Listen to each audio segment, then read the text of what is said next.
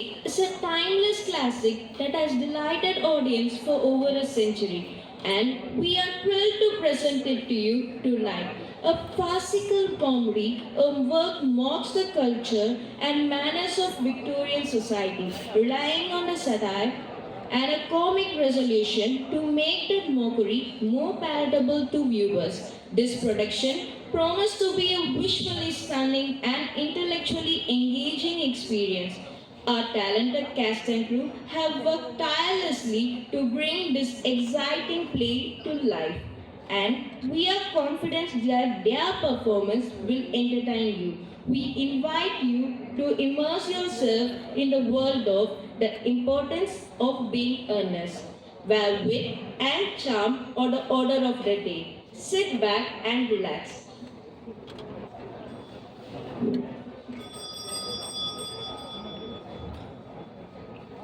The scene takes place in London in the house of Bracknell's, an aristocratic family.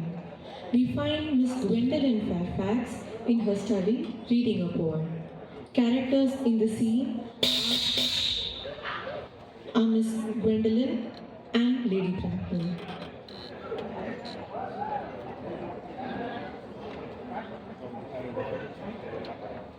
अब आएगा ना फट से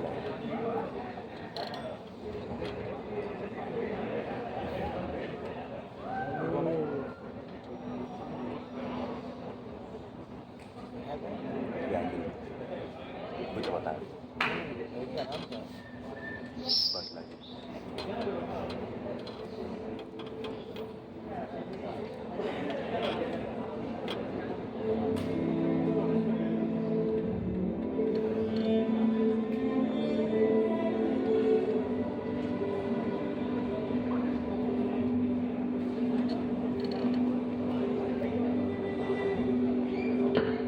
Though still in bed, my thoughts go out to you.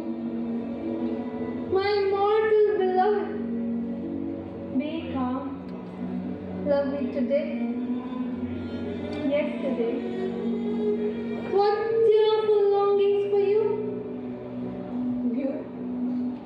You, my life, my all farewell.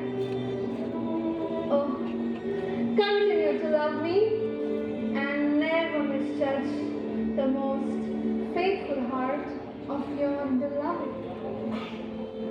Ever thine, ever mine, ever ours. Oh, how wonderful, how beautiful indeed love should be for making a man write a poetry like this. I wonder if I will ever fall in love. I wonder if someone will ever love me so truly, deeply, truthfully, honestly. Ah, honest, what a sweet word. If I ever fell in love, I will only fall in love with a man made honest. Well, I have already met one. I wonder if we are destined to marry. And even then, will my mother allow me to marry him? I wonder.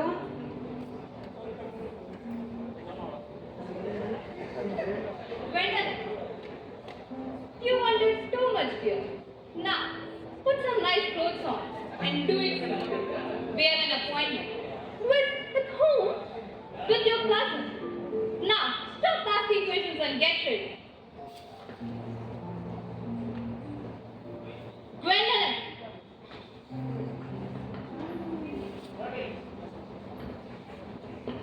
Girls these days, impossible. Always dreaming and dreaming.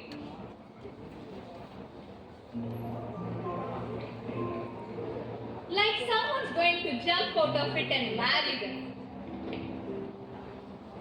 And all this rambling about love? Huh? Love? Pack of lies. All they care about is money. That's how it was, that's how it is, and that's how it will. And these girls talk about love. Are you ready, Gwendolyn? A moment! She will love him for what he is, and he will love her for what she has. And they call this love. It all comes down to metals. Copper, silver, and gold. Are you ready, Gwendolyn?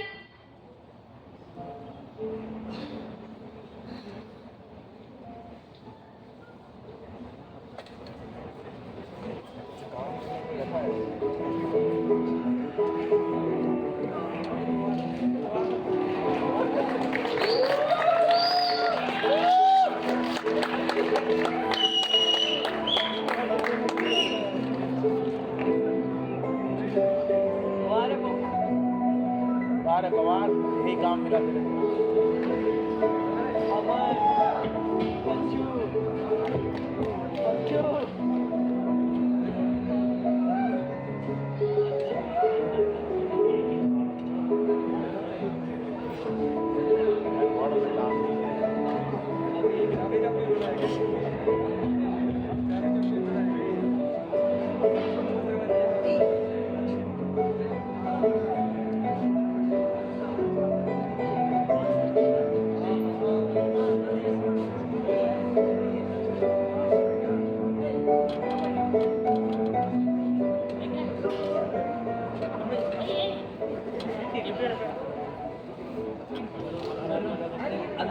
The scene now moves to the house of Algernon Moncrief, where his butler, Lane, prepares for the arrival of guests, while Algernon practices his piano.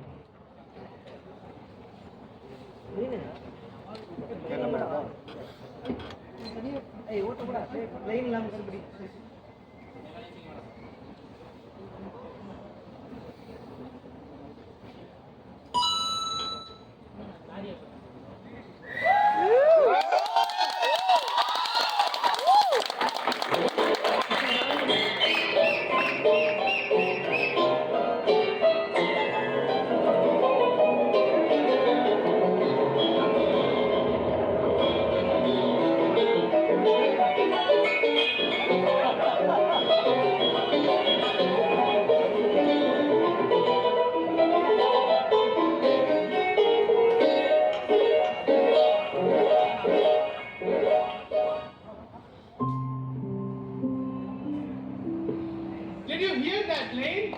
I couldn't stand it, sir. I was playing my piano. That was amazing, sir. Have you got the cucumber sandwiches ready for Lady Bracknell? Yes, sir. Oh, I would like to have one. But, sir, these are for Lady Bracknell. By the way, I see from your diary that on Thursday night, when Lord Shoreman and Mr. Worthing dined with me, 8 bottles of champagne had been consumed. Why is it that at a bachelor's establishment, servants tend to drink champagne? I merely ask for information. I believe it is due to the superior quality of wine, sir. I have often observed that in the married household, champagne is rarely a first-rate brand. Good heavens! Is marriage as demoralizing as that? I believe it is a very pleasant state, sir. I have had very little experience with it myself, up to the present. And I have only been married once. I don't think I'm interested in your family life, Lane. No, sir. It is not a very interesting subject at all.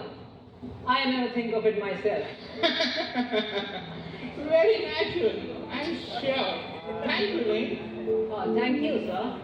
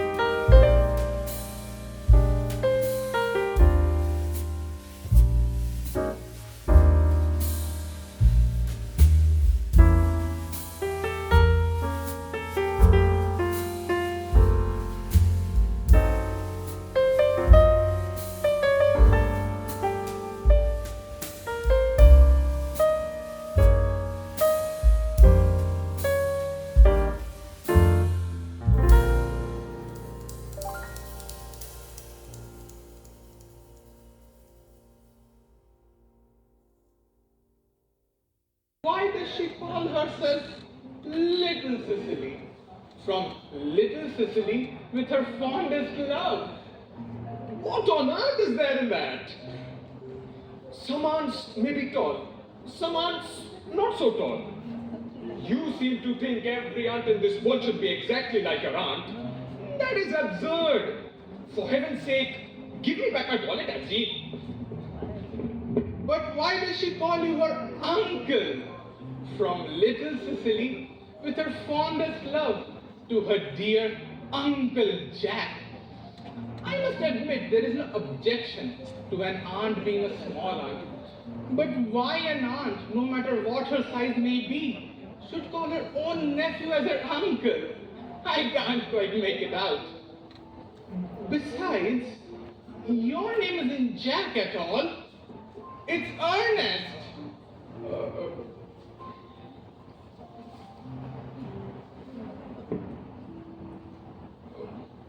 Well, it's Jack.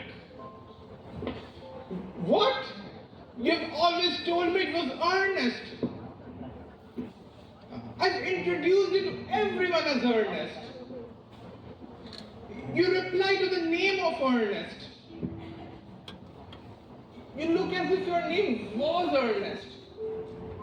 It is perfectly absurd now that you're telling me your name isn't Ernest. Well, my name is Ernest in town and Jack in the country. And that wallet was given to me when I was in the country. But that doesn't account for the fact that your little Aunt Cecily calls you a dear uncle. Now, go on, tell me. I must confess, I've always suspected you of being a confirmed and secret Bunburyist. What on earth do you mean by a Bunburyist? I'll tell you the meaning of that incomparable expression as soon as you're kind enough to tell me why you're Ernest in town and Jack in the country. Well, you produce me my wallet first. Here it is.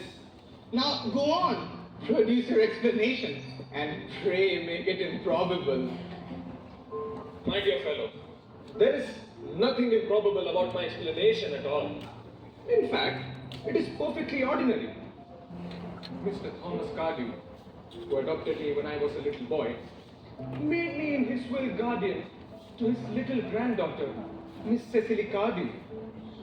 Cecily, who addresses me as her uncle, from motives of respect you could not possibly appreciate, lives at my place in the country under the charge of her admirable governess, Miss Prison.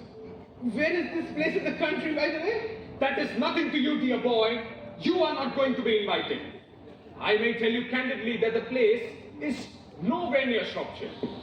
I suspected that. I have Bunbury all across Shropshire on 2 separate occasions. Now, go on, tell me, why are you Ernest in town and Jack in the country?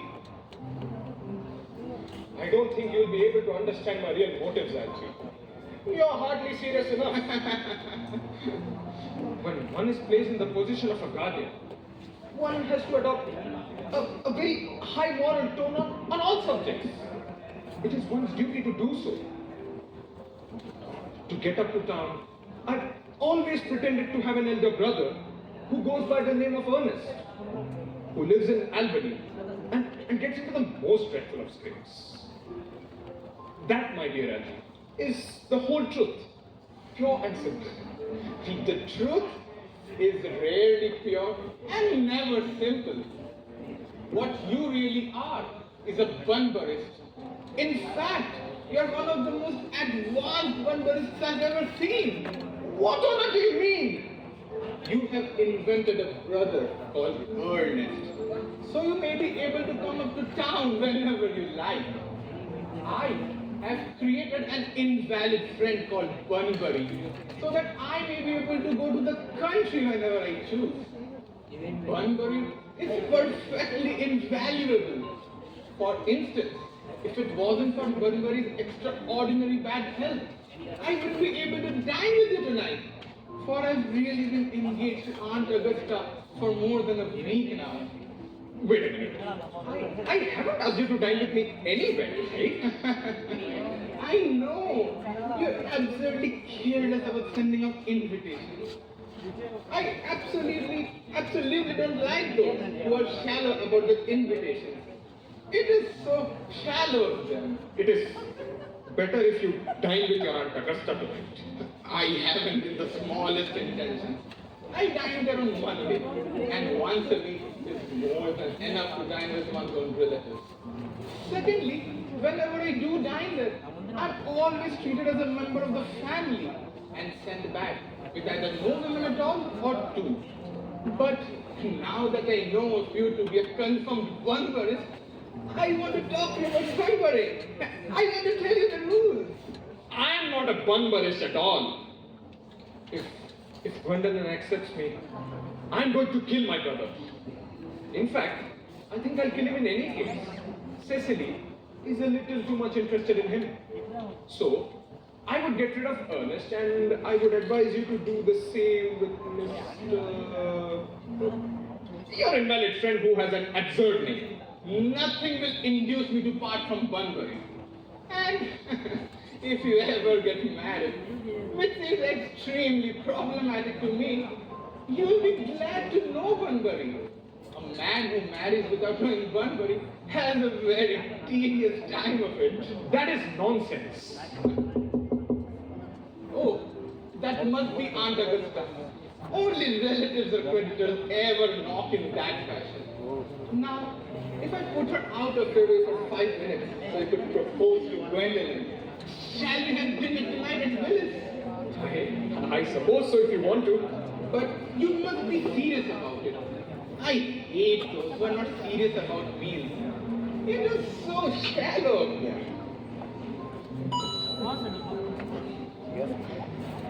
Lady Bracknell and Miss Fairfax.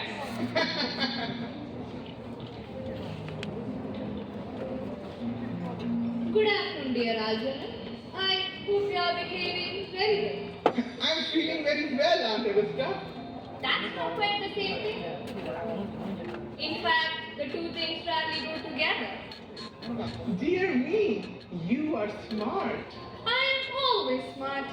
Aren't I, Mr. Worthing? You're quite perfect, Miss Fairfax. Oh, I hope I am not that. It would leave no room for development. And I intend to develop in many directions. Won't you come and sit here, Gwendolyn? Thanks, Mama. I am quite comfortable where I am. Please have a seat, Aunt Augusta. Good heavens! Lane! Yes, sir.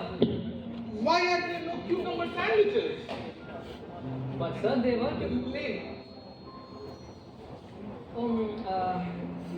There were no cucumbers in the market this morning, sir. I went down there twice. No cucumbers? No, sir. Not even for ready money. That will do, Lane. Thank you. Thank you, sir. I'm already distressed, Aunt Augusta, about there being no cucumbers in the market. Not even for ready money. It really makes no matter, Algernon. And some crumpets with Lady Harvey. I've quite a treat for you tonight, Algernon. I'm going to send you down with Mary Parker. She's such a nice woman and so attentive to her husband. It's delightful to watch them. I'm afraid I might have to give up the pleasure of dining with you tonight after all. I hope not, Algernon. It would put my table completely out. Your uncle would have to dine upstairs. It is a terrible disappointment to me.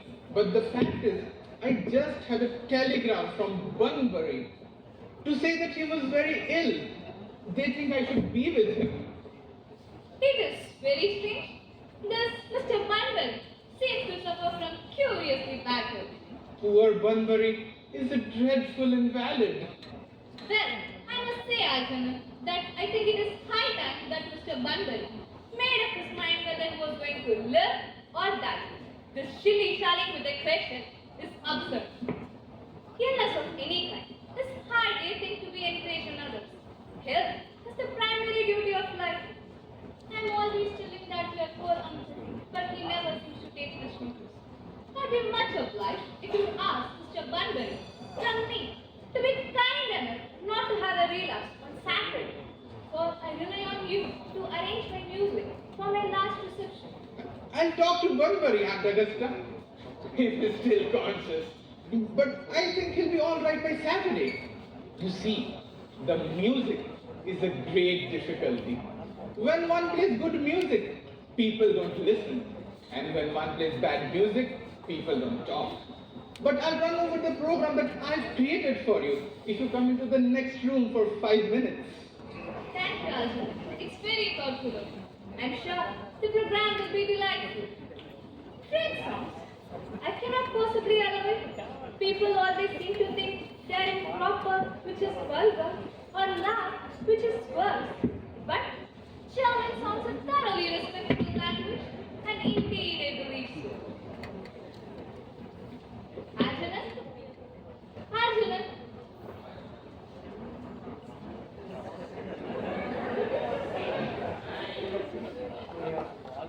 Gwendolyn, will you accompany me? Certainly, Mama.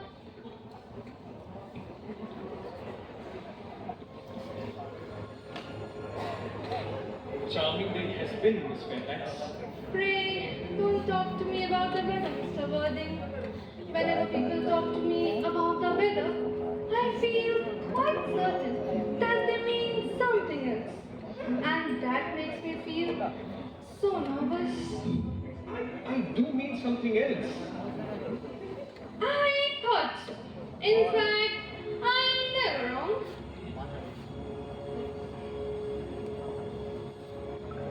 Now that we are alone, I would like to take advantage of Lady Bracknell's temporary absence.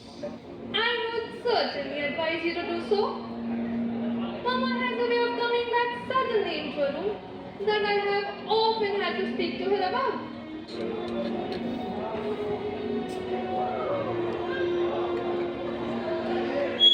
Miss Fairfax, ever since I've met you, I've admired you more than any girl that I've ever met. Since I've met you. Yes, I'm quite aware of the fact. For me, you have always had an irresistible fascination. Even before I met you, I liked you. My ideal has always been to love someone by the name of Ernest. There is something in that name that inspires absolute confidence. The moment Archibald first mentioned to me that he has a friend named Ernest, I knew I was destined to love you. Do you really love me, Gwendolyn? Passionately, Darling, you don't know how happy you've made me. my own Ernest. But you don't really mean to say that you wouldn't love me if my name wasn't Ernest. But your name is Ernest. Name? So will you have rejected me if my name wasn't Ernest? But your name is Ernest. Don't indulge in speculations, dear. Leave it to the stockbrokers. But what if my name was different? Like what? Like Jack. Jack? How plain a man should be. To be named Jack. It's not even an actual name. It's the notorious domesticity of John. Nevertheless, there is no music in it. It has no vibrations. I pity any woman who is married to a Jack. But your name is Ernest, is it not? Yes, of course. What else would it be?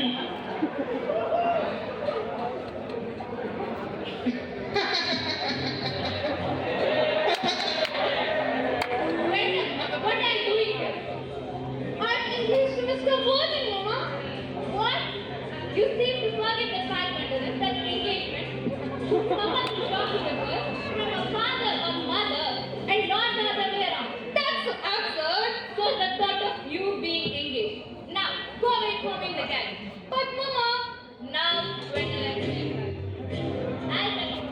back to the canteen.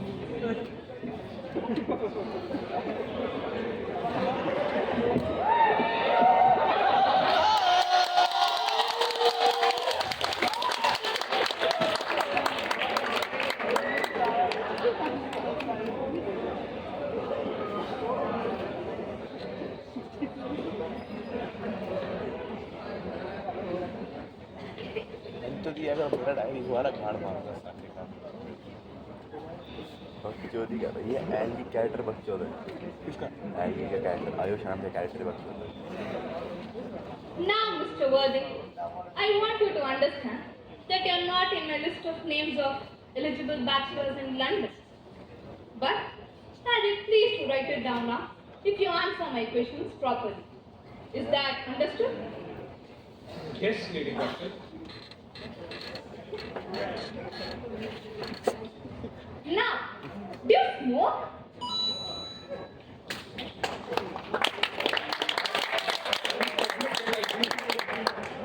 Good. I personally know a lot of people who have nothing proper to do. Every No gentleman smoking. must have something learn. worthy to do. How old are you, sir? I'm 9 and 20 years old. A very good age to be married. A man who wants to marry should either know everything or nothing. How about you, sir?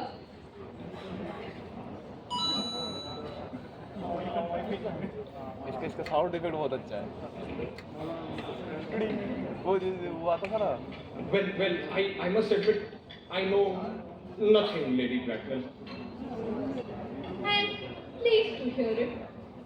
You see, ignorance is like a delicate exotic fruit. Touch it. Touch it, and the bloom is gone.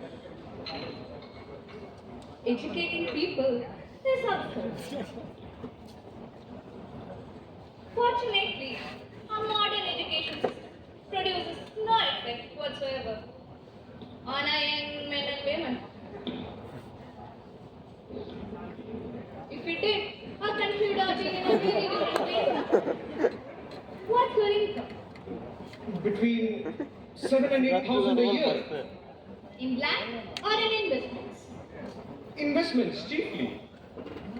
That's satisfactory. Land serves people only after death and sometimes even causes it. That's all that can be said of it. I do have a country house with about 1,500 acres of land attached to it. A country house? You do have a house in the better part of our nation, I hope. You can't expect a quite spoiled girl like that living in the country. I have a house in Belgrave Square, number 164. Dan flashed to the side. I knew there was something. However, that could be argued. What are your politics? I have none. I neither support right nor left. Then you're right. I have a special liking for them. Are your parents living?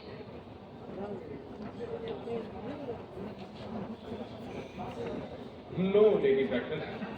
Both your father and mother are dead? I'm afraid so. To lose one parent, Mr. Worthing, is a pity. To lose both is carelessness. Your father must have been a man of some consequence. Was he a businessman or a politician? So there is not much difference. For the sake of a society, a master. I don't know, Lady Blackwell. You don't know? I said I lost my parents, but to tell you the truth, but they lost me. Mr. Worthing, you're not a lawyer, so don't pretend to be one and speak without further ambiguity. I was found. Found? Yes, Lady Blackwell. The late Mr. Thomas Cardew, a charitable man, found me, and since he had a first-class ticket to Worthing in his pocket, he named me Worthing. Worthing is a seaside resort near Sussex. And where did this man of charity with a first-class ticket to Worthing find you? in a handbag. A handbag? Yes, Lady Bracknell, I was found in a handbag, a black leather bag with quite large bag handles. Ordinary handbag, in fact. And you made Mr. Worthy find this quite ordinary handbag with a baby In the cloakroom of Victoria Station. The cloakroom of Victoria Station? Yes, the Brighton line.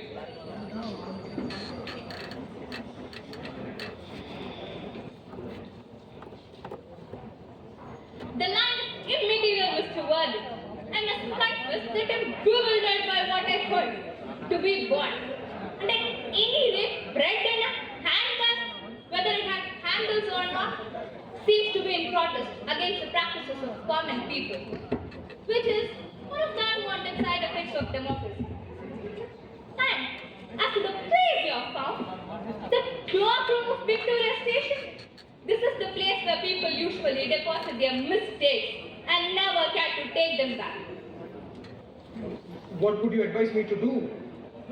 I would strongly advise you, Mr. Worthing, to find your relations and produce at least one of your parents as soon as possible. I don't know how I can do that. But I can produce the handbag at any moment. It's in my house somewhere. Will that satisfy you? Satisfy me? This has nothing to do with me. You think I, my Lord Bracknell, will allow our daughter, brought up with the utmost love and care of her caretakers, to marry into a cloakroom and form an alliance with the parson? Good morning, Mr. Worthing.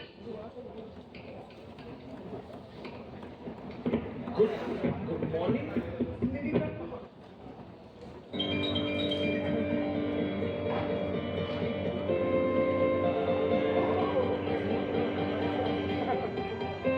For goodness sake, stop it, Algie! How idiotic you are! Ready for marriage? Look at that face! Will you shut up? I told you, marriage is not a good thing. There is not going to be one. Did Gwen reject you? She always does that. But I think it's good for the man. No, she's all right. She accepted me even before I completed my proposal. It's her mother. Is there any chance that Gwen will become like her mother in 150 years? All women become like their mothers. That is the tragedy. No man ever does. That's his. By the way, did you tell Gwendolyn the truth about your being Ernest in town and Jack in the country? My dear fellow, truth isn't quite the sort of thing one tells to a nice, sweet, refined girl. What extraordinary ideas you have about the way to behave to a woman. The only way to behave to a woman is to make love to her if she's pretty, and to someone else if she's plain. What about her brother Ernest? I will get rid of him by the end of this week. My poor brother Ernest got carried away suddenly by a severe chill in Paris. I think that should get rid of him. But I thought that you said Miss Cardew was a little too interested in your brother. Wouldn't she feel his loss a great deal? No. She's all right. Cecily is not a silly romantic girl, I'm glad to say. She's got a capital appetite, goes for long walks, and pays no attention at all to her lessons. I would like to meet Cecily. I would take very good care you never do. Cecily is excessively pretty, and she's only 18. Does Gwendolyn know that you have a ward who's excessively pretty and only 18? Write these things out to people. Cecily and Gwendolyn are perfectly certain to be extremely great friends. I bet you anything you like that within half an hour that they've met, they'll be calling each other sister. Women do that only after they've called each other a lot of other things first. Now, if we want to get a good table at Phyllis, we must really go and get dressed. Do you know it's almost 7 already?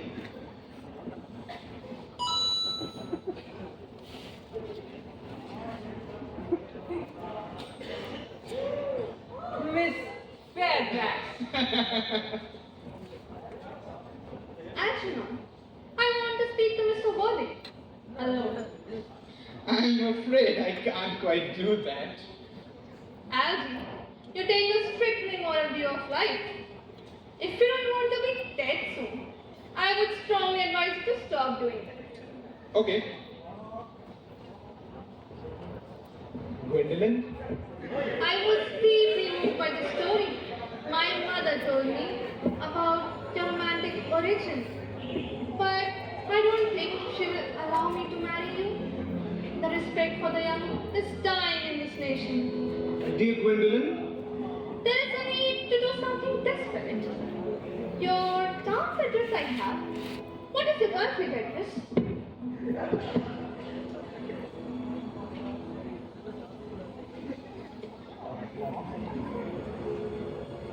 Take it down. The Manor House, Woolton, Hertfordshire. I will communicate with you today. I hope there is a good postal service in the country. Certainly. There are many lovers in the countryside. Till when are you here in the town? Till Monday. Good. Now, will you please see me to my carriage? Do you need to ask?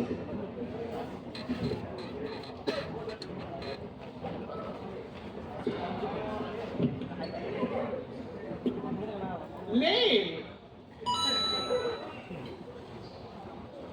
Yes, sir. Pack my bag, Lane. Tomorrow, I'm going wandering. For how many days, sir? I won't be back until Monday. Yes, sir.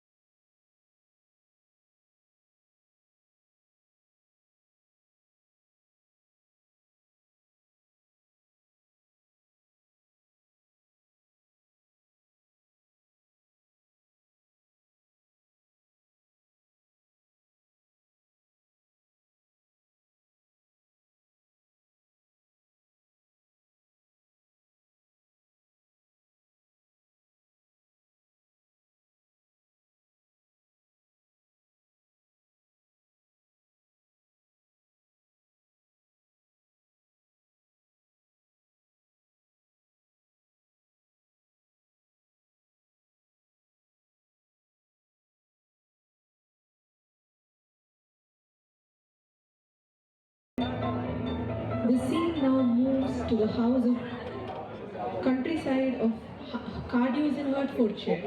In the garden, we find Miss Cicely, Miss Tristan, and Martha. याद करके बोल अभी ना तो मैं देख लूंगा बात करने के याद बोल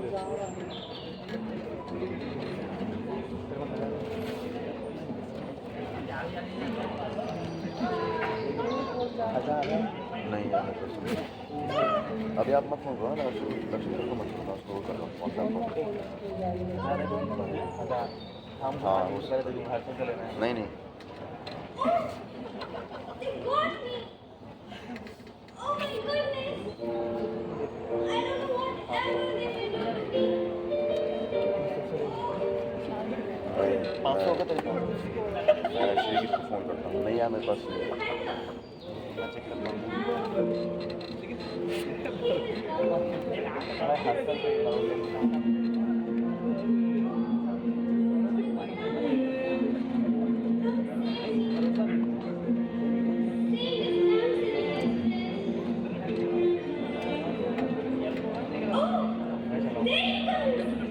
My savior! My hero!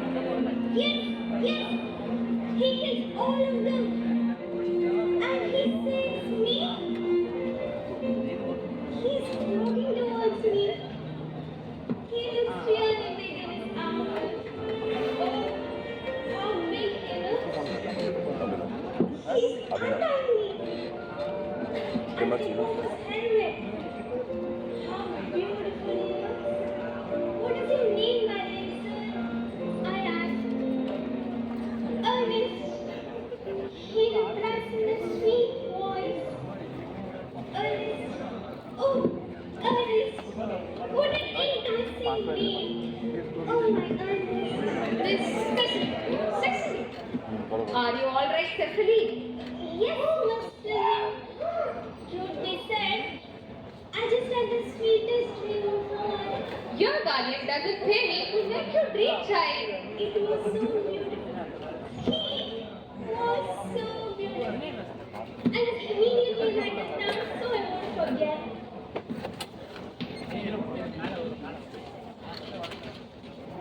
Will you stop writing that? I wonder what you need a diary for. It is the very sweetest of my memories, Miss Prism. If they are so sweet, won't you remember it? Now, Cecily, we have lessons to learn. Oh, now the grammar again. Grammar is very essential here. It helps us to speak right. Here we go again.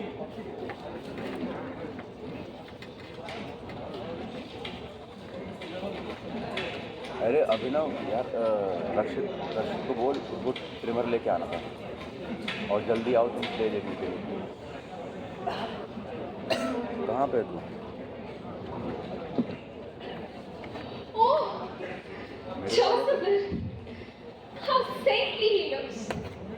Who would not want to marry a man like him? He would be my Christopher, अच्छा and मैं ऊपर बैठा हूँ। I would be his Teresa. Oh, how wonderful it would be. But he's a reverend. Can he marry? Will the church allow him to marry? Even if the church allows, will he marry? Even then, will he marry me? तेरा जीपे Why number would he marry कौन सा me? है? जीपे number But I am sure मैं एक बार दोबारा with a little persuasion, he will. How तो the वैसे call holy matrimony would be. I will pray, for faith would be rewarded. Oh, Joseph. Joseph.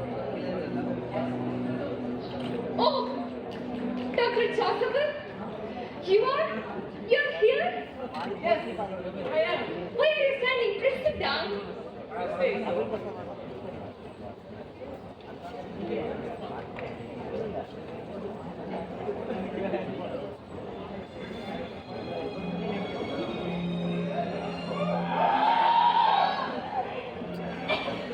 How are you, my child? Good, I hope. Good, Father. Are you paying attention to your lessons? I am Father. Then I don't know. Which have explained so much, I must confess. But listening is a good thing, Cecily. But you should listen to dinners को your भी दे रहे teacher. खाने के लिए और भी दे दो कुछ खाने के I were you, ban I will hand upon her lips. सबको दे रहे I spoke metaphorically. My metaphor was strong. What is the purpose of your visit, Father? I thought if I came now, you'd be alone. I could see you. What? लौड़ा उठाएगा सो Just joking, Miss Prism. I thought I could be ऊपर भी है Jack. But Uncle Jack is going to London. London. Trouble from his immoral brother, we hear. His brother. What was his name? Ernest. Yes, but he's anything but Ernest. Causing so much trouble for his brother. I wonder, why must it take for discernible for his brother? Calm down, Miss Prism. God's ways are mysterious for us. All we can do is have faith. Quite right. Quite right, Dr. Chasubu. Oh, all these talks makes my head ache. Let's take a walk in the garden.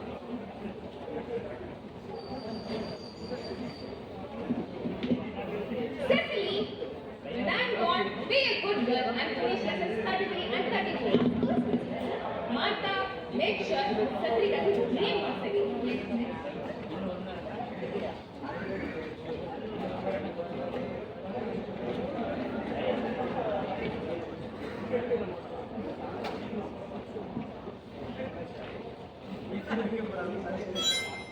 Miss Cecily, there's someone wanting to meet you. लगनी ने उसको To उठाया see me? Yes, I'm afraid so. Who wants to meet me? Some Ernest? Ernest? He's Uncle Jack's brother. But doesn't he know that Uncle is in London? I don't know. Sherman? I wonder what these look like. विश्व को लगा Should be really wicked for my uncle. विश्व को लगा Such things. I hope he's really wicked. Mr. Ernest Worthy.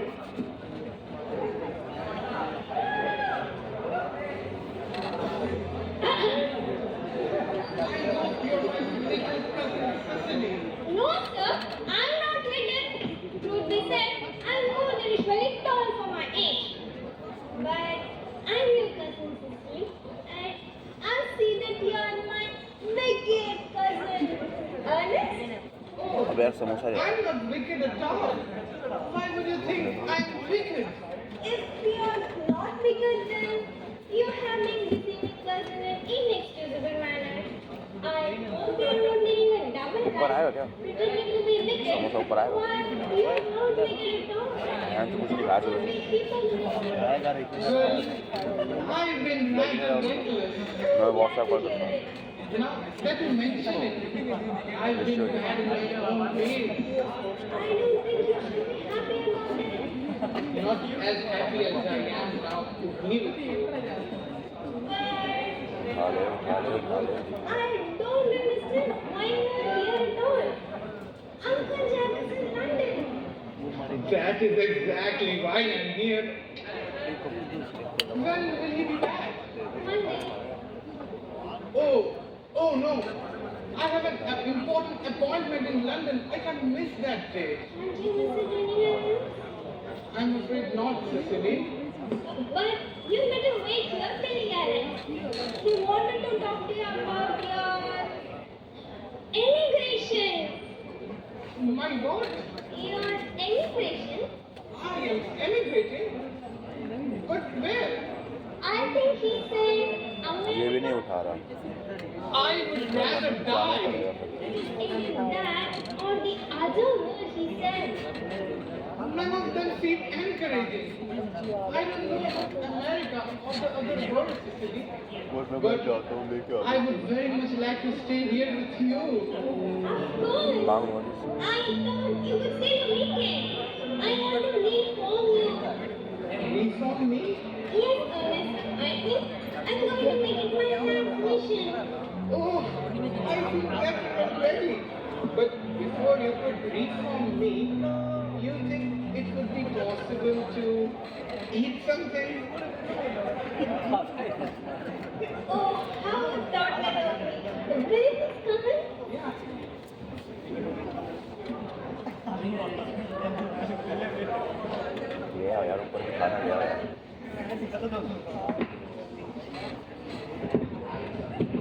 You are too alone, Dr. Chaucer. You should marry. I can understand a misanthrope, but a misanthrope? Never. I think I don't deserve. So we all are just take for praise. Deserve. And anyway, my religion doesn't allow a man in my position to marry. I thought people in your position can allow yourself to do these things. That's supposed to be a rumor. Man shouldn't stay single. By staying single, he's making himself a permanent public temptation. Men should be more careful. Aren't married men attractive? Trimmer चाहिए ना No married man is attractive except to his wife. And often, Hello. I'm told, not even to her. It depends on the intellectual maturity of the woman. Charity? Kunal play देखने नहीं आ रहा क्या It's beautiful in a pond. Young women are green. I forbid hello सुनाई दे रही क्या आवाज़ क्या लाना है बोलना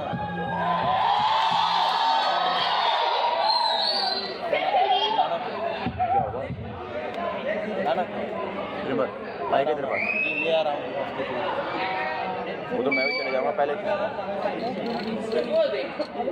worthy.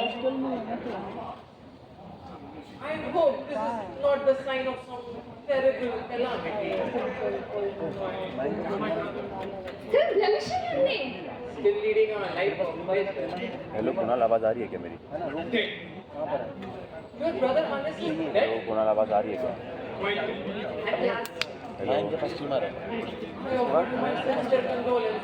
इसके बाद मयंक अभी है क्या अभी नहीं लाना पड़ेगा ना तो मेरे पास भी है हेलो अभी इधर इसके पास He died abroad. अरे आवाज़ आ रही है क्या मेरी What was the cause? मेरी आवाज़ आ रही है क्या of the death? Severe अरे एक काम करना And the ट्रिमर लेके आना था यार man so he reached. Charity is preserved. तेरे पास ट्रिमर है क्या चार्ज वाला full None of us are perfect. एक बार मेरे रूम पे 99 रूम पे और रक्षित को बोल उठा उसको और उसको बोल अभी ऑडिटोरियम आए ट्रिमर ले Will you allow to make some ठीक है तू नहीं आ रहा क्या प्ले देखने I will be giving a special song बोल देना उसको वो आ रहा है on behalf of your Kunal को बोल brother. दिया रक्षित को बोल रहा आने के लिए It is नहीं आ रहा तो बोल गाड़ी usually do. I have these christening confirmation. Every single time it acquires new meaning. दो यार दो I wonder what it दो will चाहिए Christenings, you said? I suppose you know how to christen me. I mean, you continue doing it, I hope. It is what I constantly do in my parish. And I don't think the population is going to stabilize anytime soon. Anyway, who's the baby? Hi, Anne. You? I'm sure would have been christened already. I don't remember anything about that. So, I would like to be christened again. Am I too old? Oh, not at all. The sprinkling and immersion of adults are perfectly canonical. माँ उससे कौन रहता है Immersion? Oh, sprinkling will be enough. So can you christen me at 5 this evening? Oh, sure. Oh, Uncle Jack, you're back. But why are you wearing these horrible clothes? Anyway, I have a surprise for you. Guess who's in the living room? Who? Your brother. My brother? But he's dead! Oh, don't say that. He may have behaved badly, but it shouldn't make you hate him that much. I will go and call him now. You should shake hands with him. This is happy news. We are used to him being dead now. This is distressing. My brother? In the living room? But he's dead!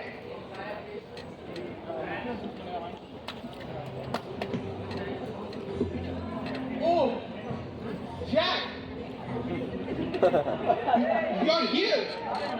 Oh, my brother! I know I've been behaving badly, brother, but not anymore. Stop. In fact, I'm going to be reformed by sweet Sicily here. Wait a minute. You? Reformed? By Sicily? Come on, Uncle Jack. Shake hands with him. Otherwise, I will talk to you. Won't talk to me? That's right. All right. All right. Well, let's leave the brothers together, shall we?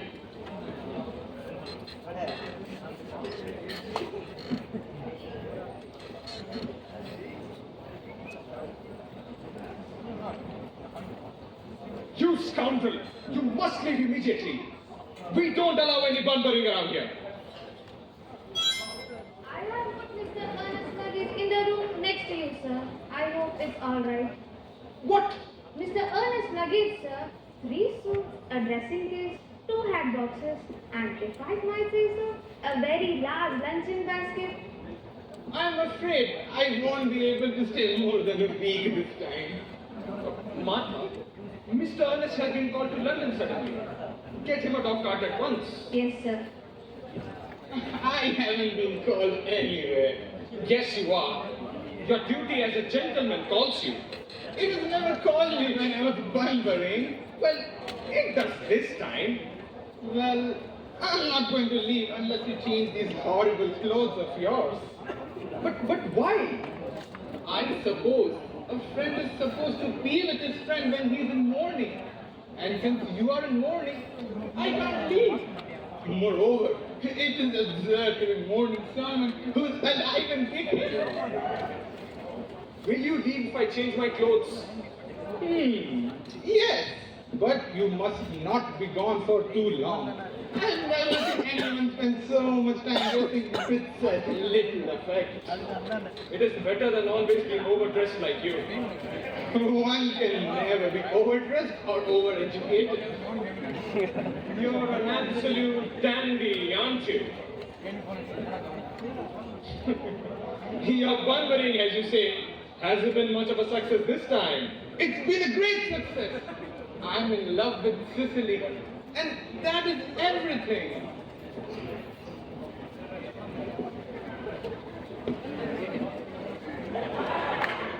Why are you alone? Where is Uncle Jack? He went on to check on the dog cart. Dog cart? Where are you going? He's going to send me away. Well, then only now. It's going to be very hard. The dog cart is here, sir. Yes, I hope I will not offend you, Cecily, if I frankly say that you seem to be the visible personification of absolute perfection. I like your practices. Now, if you'll allow me, I will write them down in my diary. You keep a diary. I would give anything to have a look at it. Oh, no. It's just a young girl's record of thoughts and impressions. Consequently, meant for publication. Once it is published, I hope you will order a copy. Now go on, don't stop. I like taking down some dictations. I have reached absolute perfection. I'm ready for more. Please don't cough, Ernest. One shouldn't cough while dictating. Also, I don't know how to spell a cough. Cecily, ever since I saw your unspeakable and incomparable beauty, I have dared to love you wildly, passionately, devotedly, hopelessly. I don't think you should tell me you love me wildly, passionately, devotedly, hopelessly. Hopelessly? Doesn't seem alluring. Sicily, The doctor again comes back the same time. Next week, Doctor. As you wish. I don't think Uncle Jack will be very happy to know that he will be here till next week. I don't care what he thinks. All I care about is you. I love you, Cecily.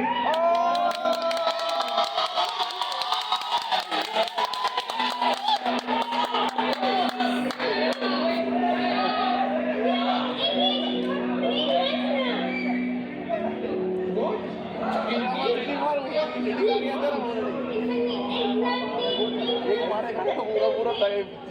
But how? Ever since Uncle Jack told about his wicked brother Ernest, that you are the chief topic of conversation. And as usual, a man much talked about usually becomes an actor. So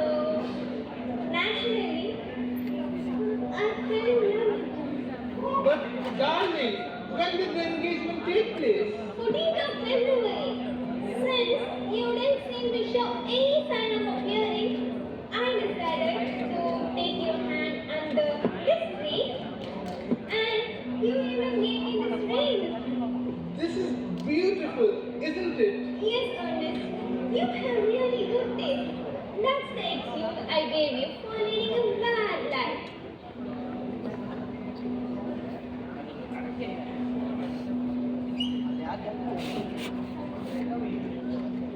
And this is a box where I keep all your letters. But I never wrote you any letters, my darling. I know how irresponsible you can be, Ernest, so I wrote your letters for you. Can I read them? People like you shouldn't read your letters after you write them. The one you wrote after the breakup were really good. I can't read them without crying. We broke up. Yes, But why? all serious engagements will have a breakup. I hope you won't break this engagement again, will you? Of course not. Now that I've seen you, it is impossible. Though there is a lot of your name. What about my name? You shouldn't laugh.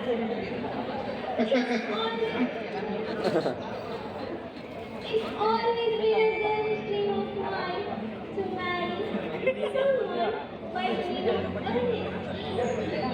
The name inspires absolute confidence. I pity any woman whose husband's name is not Ernest. What if my name isn't it? But what name? What about Algernon? I don't like that name. But it's a name you will find in big bankruptcy cases. I say that to mean it's a name used among the high-class people. It's a thoroughly respectable name, even though the people are. I may respect you, but I will never love you. That is settled. I hope we have a rector wandering about here. I think you are referring to Dr. John. Yes, he describes me, I suppose. Then I must meet him on important business. I'll be back in Milan, Sicily.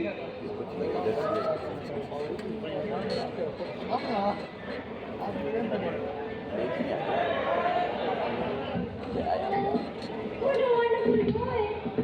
I must later his proposal in my diary.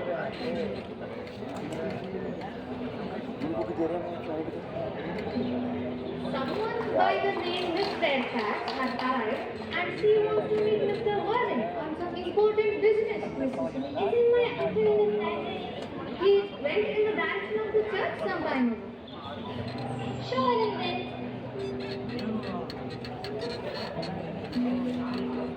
she must be one of the elderly women in London involved with Uncle Jack who is a philanthropic firm. I never understood. Miss Fairfax.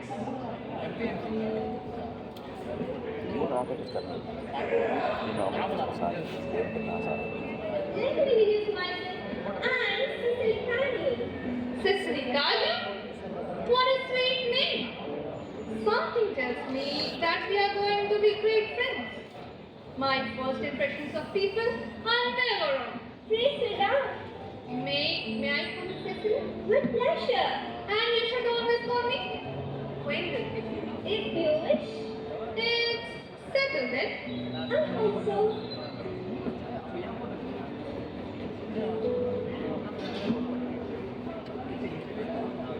I think this is the right time to tell who I am.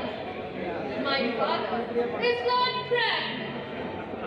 You have never heard of Papa, I suppose? I don't think so. Outside the family circle, he is unknown. I think that's how it should be. Seems to me the perfect sphere for man. Cecily, my mama, who has strict views of education, has taught me extremely short-sighted. So, I hope you won't mind me looking at you through my glasses. Not at all. I have been looked at. You're here on a short visit, I suppose. No, I'm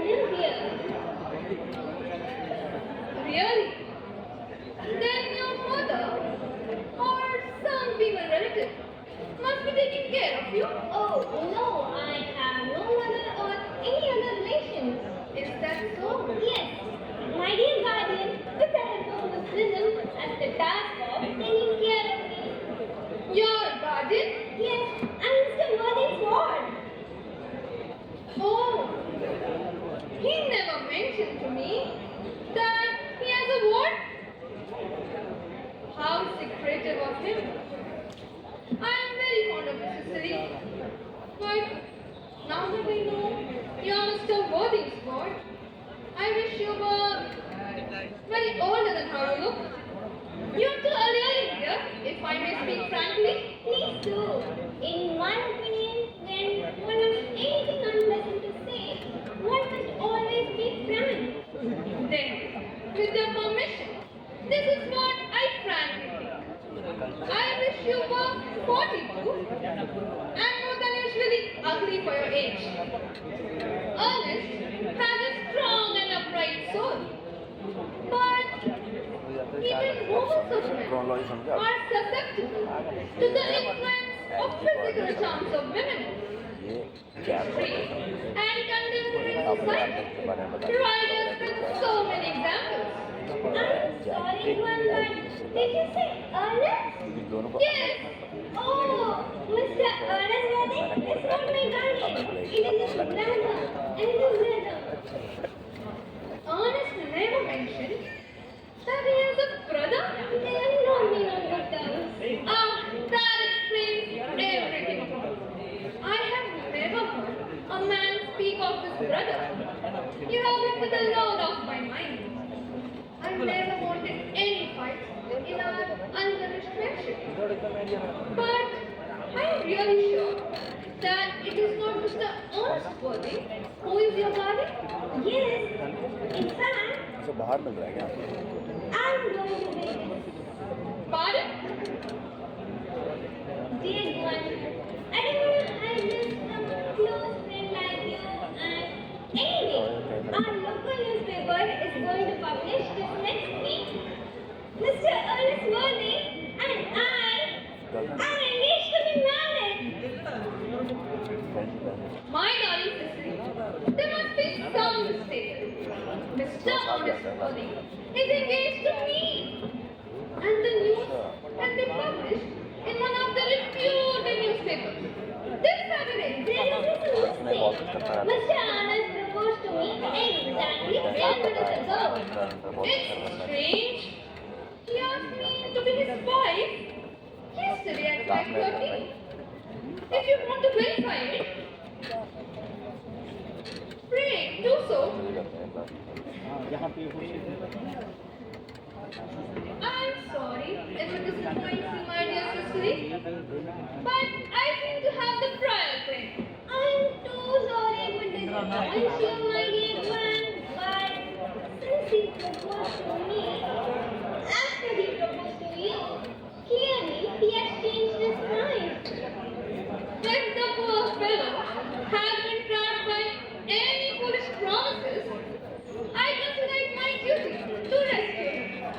Whatever foolish things he has done, I will never hate him for it after that. Do you refer to Mr. Ernest proposed to me a foolish thing, Miss Cardew? Do you suggest, Miss Fairfax, that I trap Mr. Ernest with foolish promises? How dare you? This is no time for wearing a mask of malice. When I see a spade, I call it a spade. I'm glad I have never seen one. It's obvious that our social spheres have been very different. Yes, as usual. There are many agricultural fields here in the country, I hope.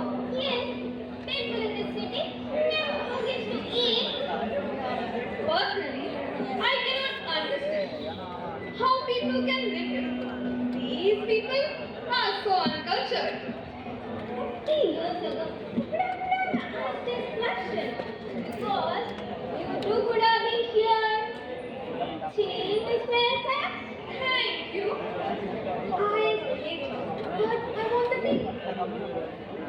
Sugar? No, thank you. I am on a diet.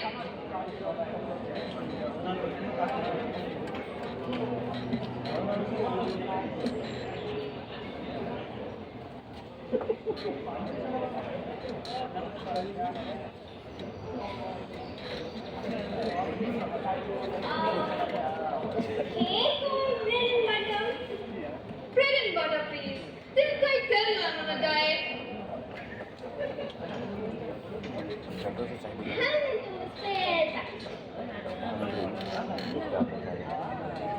थोड़े आपने बोला थोड़े You have added lots of sugar in my tea. सही है ना And really, I asked for bread and butter. You have been giving me cake. It's obvious. I'm known for my sweetness and politeness, but you're going too far. I would do anything to save my sweet boy Ernest from the manipulation of an evil girl. I knew it. I knew from the very first moment I saw you. You were false and deceitful. I always told you, my impressions are always right. I think I may be wasting your time. I'm sure that you have a lot of similar boys to play in the neighborhood.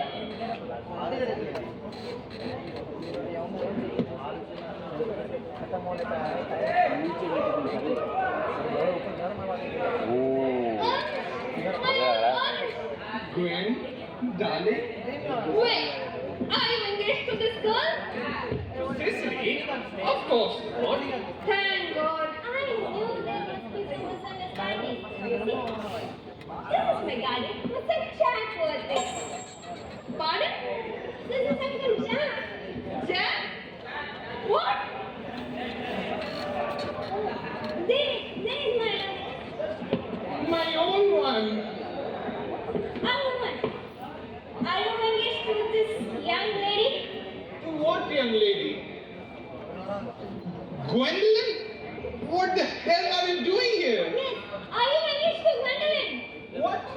To Gwen? God no.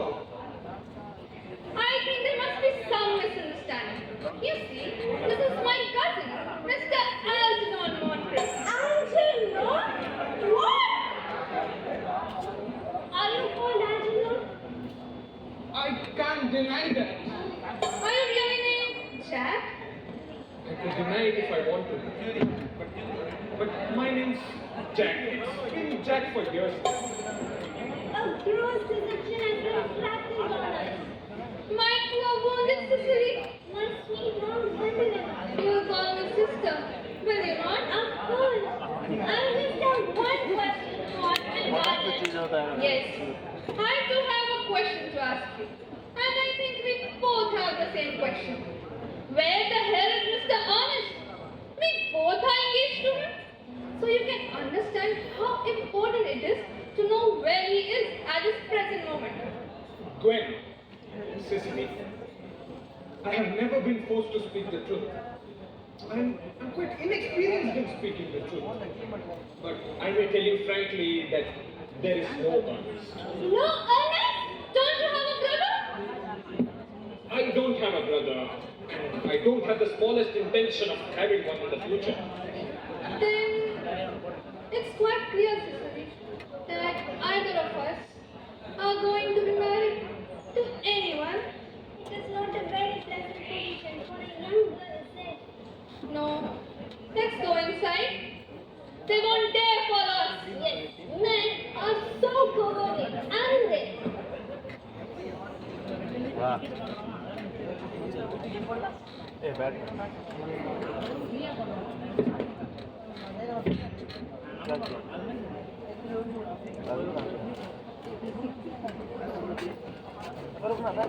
क्या हो गया क्या कर रहा है वो मान भाई वो देख रहा है ब्लड लगा हुआ है वो सिर का ब्लड लगा हुआ है बाहर मुझे लग रहा है समोसा मिल रहा है लेके आया क्या तू है पानी How can you? समोसा ले आया तू How can I what? How can you eat? With this, you too have one. Stop it. What? Eating. But why? Why? Our love life is in jeopardy, you idiot. Oh, that. Yes, that. How can you be so indifferent? I'm not being indifferent. I'm eating.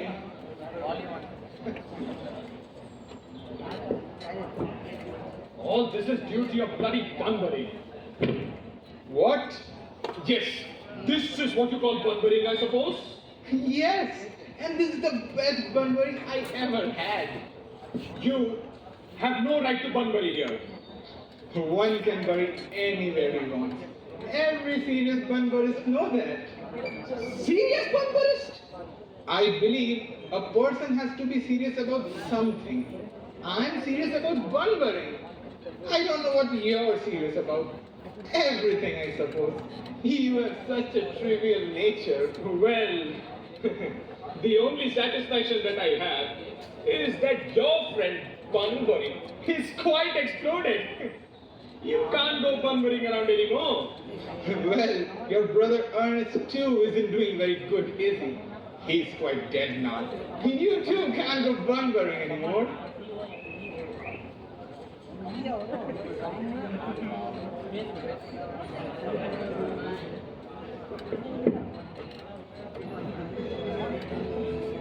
ये आगे की बात है क्या आ गया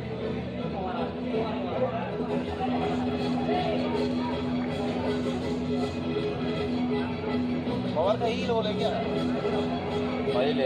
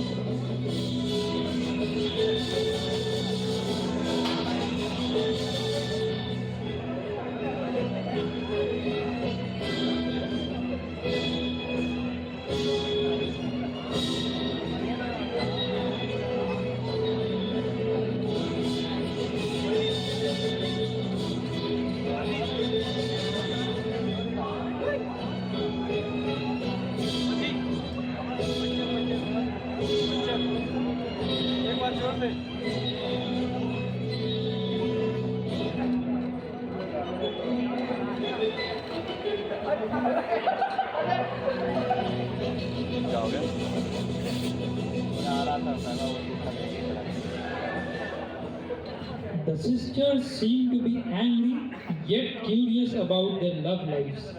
Let us see how this situation proceeds as we move the scene into the house of card use.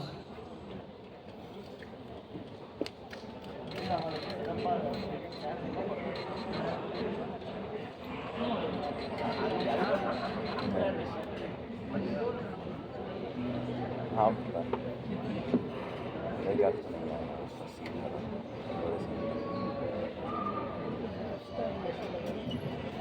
The fact that they didn't follow us shows us that they have some sense of shame. They have been eating. It shows how sorry they are. They don't seem to notice us. Can you pause? पर stage पे focus है ना ये I haven't. हाँ हाँ They are looking at us. How manly! They are approaching us. It shows how straightforward they are.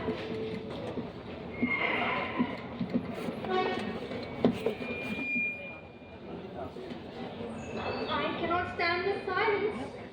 But we shouldn't be the first one to speak. Of course not. Mr. Worthy,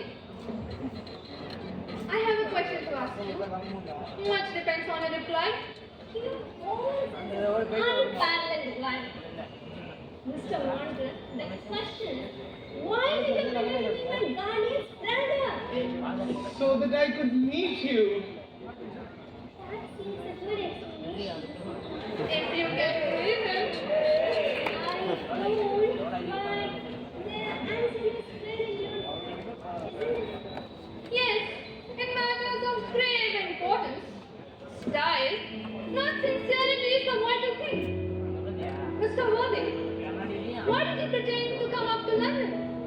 Is that to meet me often? Can you doubt it? The explanation seems quite satisfactory. Isn't it, Cecily? Especially Mr. Worthing? I am more than satisfied with Mr. Walker's explanation.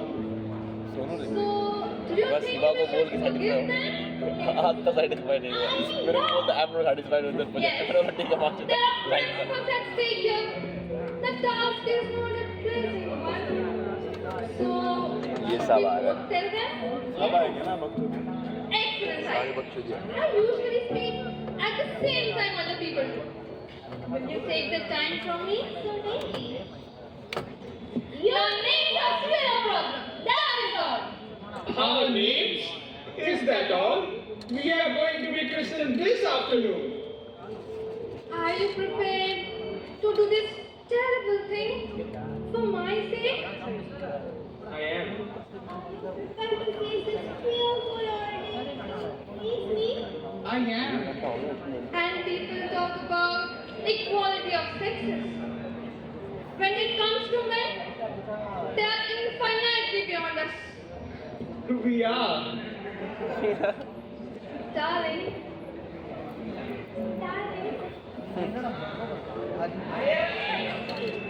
Lady Dragon.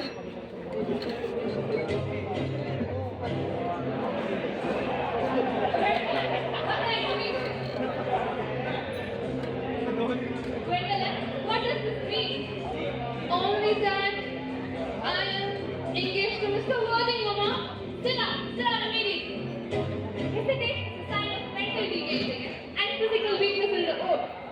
Shocked by the disappearance of my daughter, I dragged my trusty maid, as to do everyone these days, who remained as a patient. Her father, as usual, is unaware of this and thinks she is attending a lecture to the university. Undeceiving him would be fatal.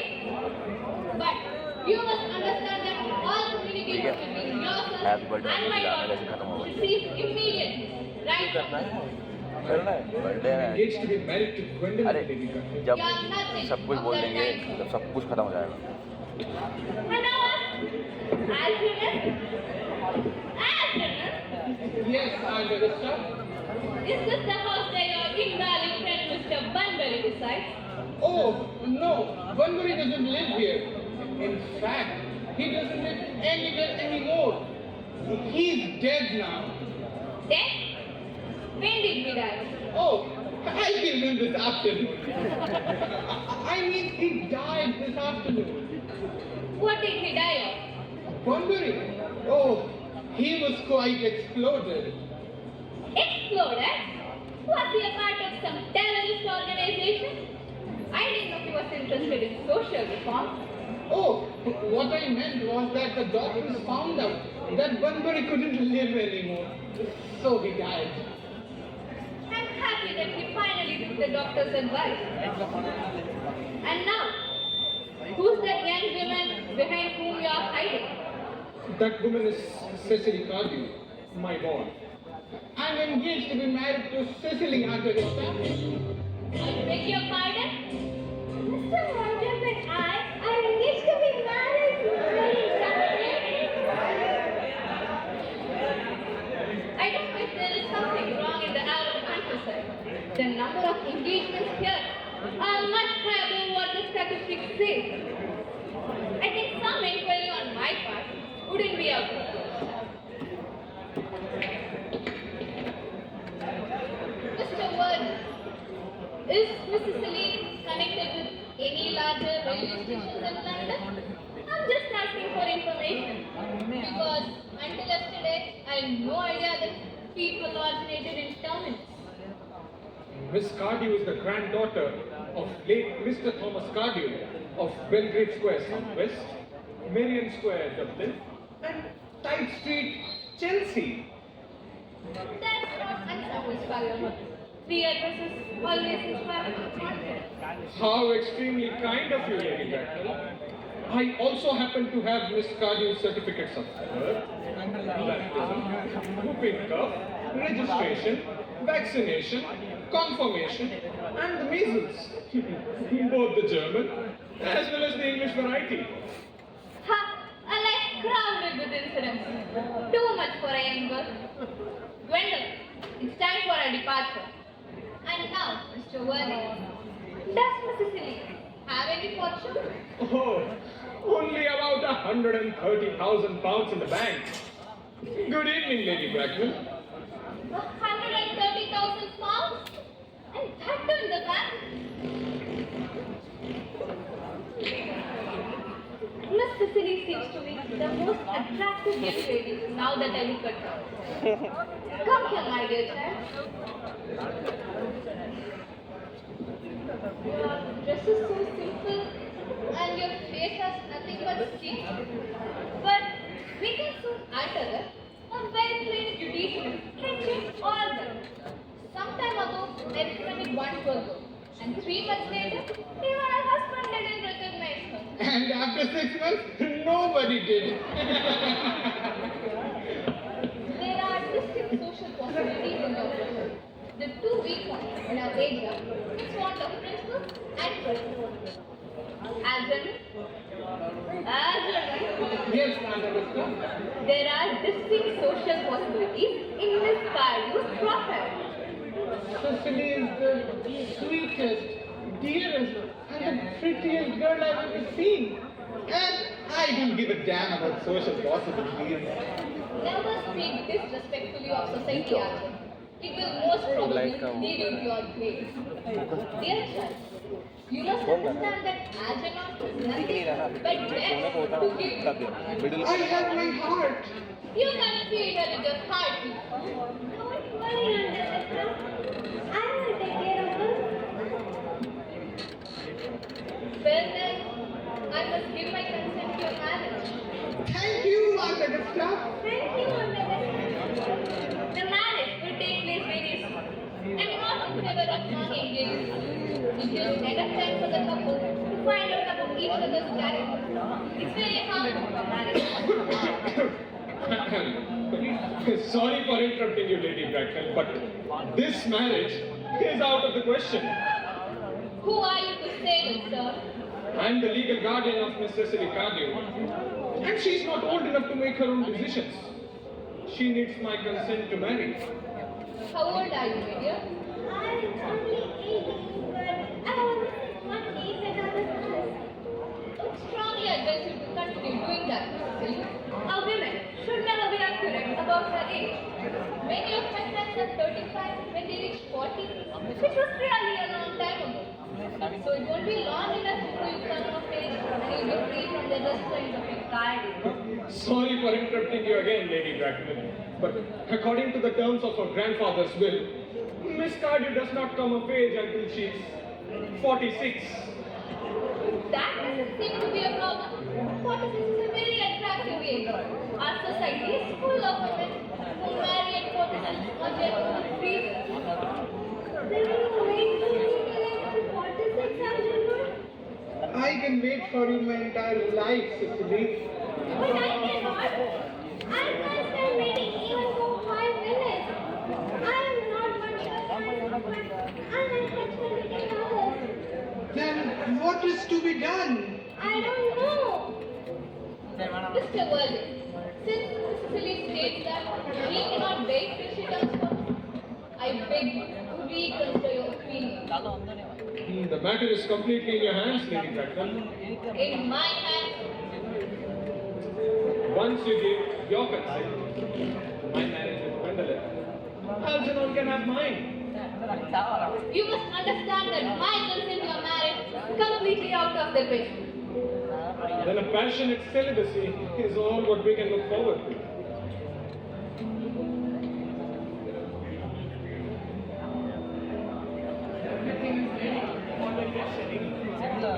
Christine, they are not even married.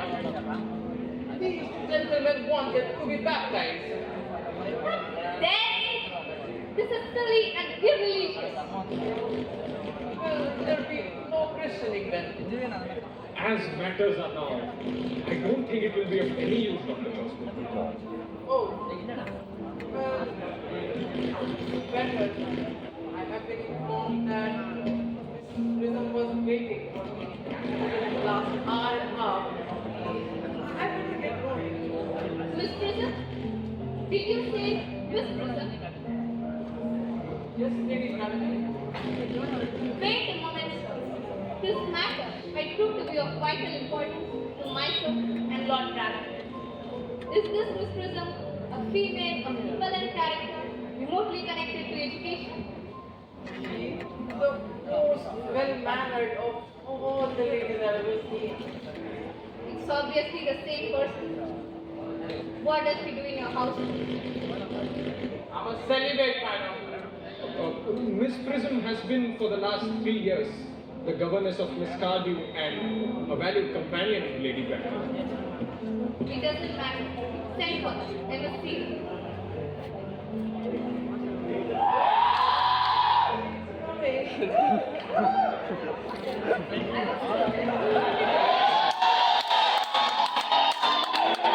Yeah, boy. Come here, Miss Prism. Miss Prism, where is the baby? Miss Prism, you left Lord Bracknell's house 28 years ago with a perambulator which contained a baby of male sex. You never returned. After thorough investigation by the police, the perambulator was found at midnight, standing by itself. But there was no baby in it. Prism, where is that baby? I admit with shame that I do not know. I wish I did. The day of the crime.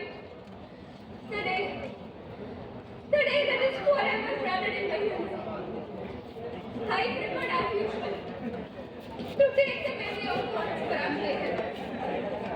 I also had with me an old capacious handbag. In a moment of my absent-mindedness, for which I will never forgive myself. I placed the baby in the handbag.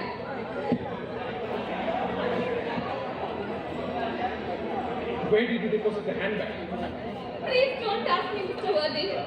Miss Prism, this is a matter of great importance. I insist on knowing where you deposited the handbag. I left it in the cloak. One of the larger railway stations in Seattle. Where? Victoria, the brighter line. Wait here a moment for me. I'll wait for you forever if you not go along.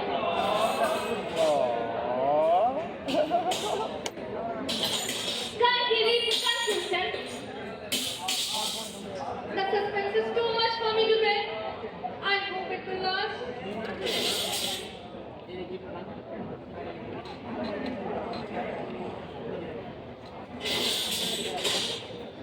Harshal ने कुछ किया या ना किया, stage के ऊपर cigarette का डब्बा खोला है।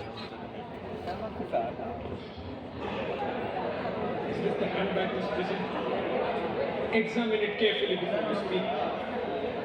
The happiness of more than one life depends on it. Yes, it's mine. See, here on the lock are my initials. The bag is undoubtedly mine. I am delighted to have it back. It has been a great inconvenience being without it all these years. Miss Prism, we found much more back than your handbag. I was the baby you placed in it. You?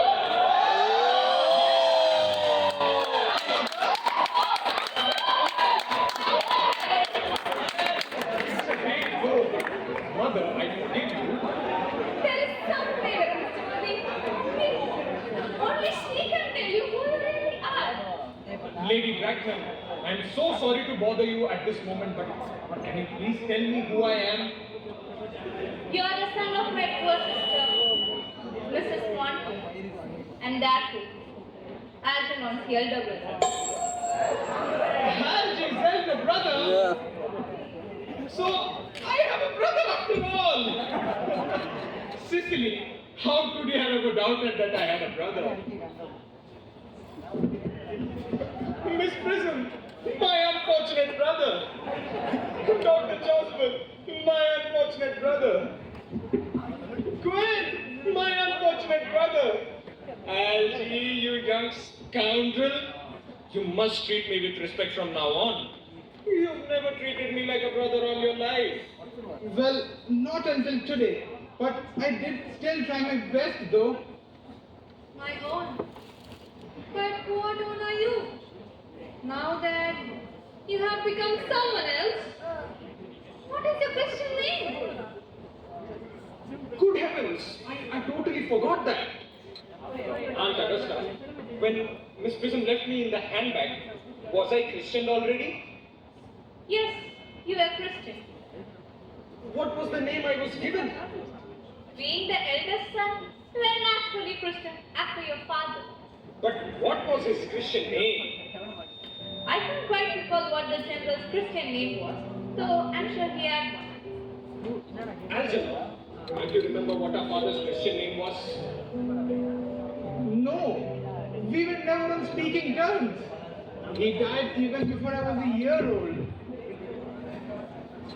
Aunt Augusta, I suppose my father's name would appear on the army lists of the period. The general was essentially a man of peace, except in his domestic life. I'm sure his name would appear in the military diary. Yes, we do have a mark of peace.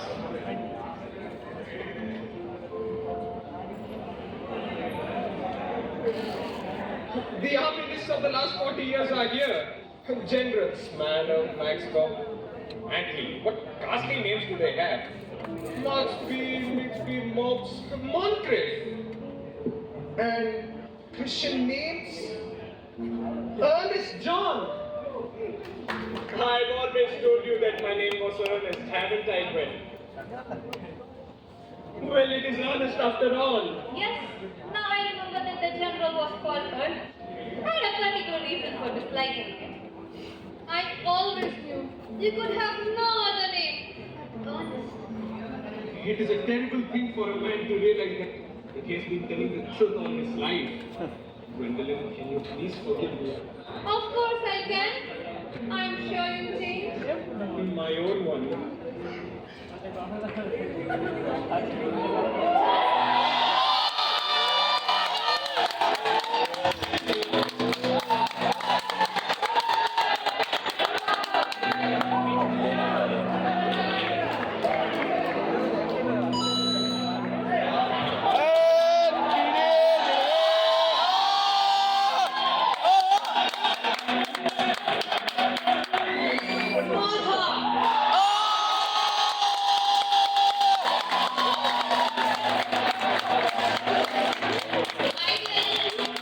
You seem to be displaying signs of triviality. On the contrary, I realized for the first time in my life the vital importance of being earnest.